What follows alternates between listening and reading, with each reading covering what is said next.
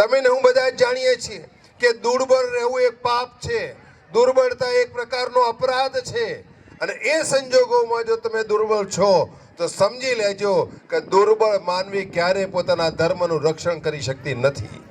મોટી માછલી નાની માછલીને ગળી જાય એ દુનિયાનો નિયમ છે, અને એટલા જ માટે દુર્બળતા આપણને પોસાય તેમ નથી. આજે ભારત વિશ્વગુરુ બનવા જઈ રહ્યું છે.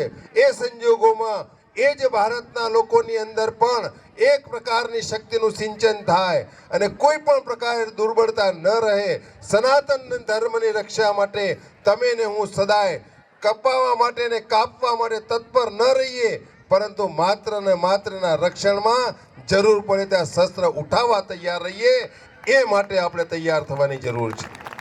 આજે આપણે બાંગ્લાદેશના તોફાનોને નજરઅંદાજ ન કરી શકીએ, કારણ વિશ્વની અંદર આજે એવા ઘણા દેશો છે કે જે ભારતને નિર્બળ કરવા માટે, ભારતની શક્તિને કોઈ પણ ભોગે અટકાવવા માટે જે પ્રકારે ષડયંત્રો રચી રહ્યા છે, એવું જ ષડયંત્ર એ બાંગ્લાદેશના તોફાનો પણ છે.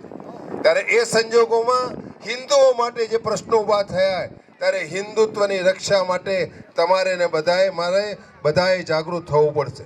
સમાજની અંદર ફરી એક વખત ધર્મની લહેર અને સનાતનની લહેર સાથે સમાજના સંગઠનની શક્તિને આપણે ઉજાગર કરવી પડશે, અને સંગઠન શક્તિને કરવા માટે એક કોમ્યુનિકેશન સિસ્ટમ પણ પેદા કરવી પડશે.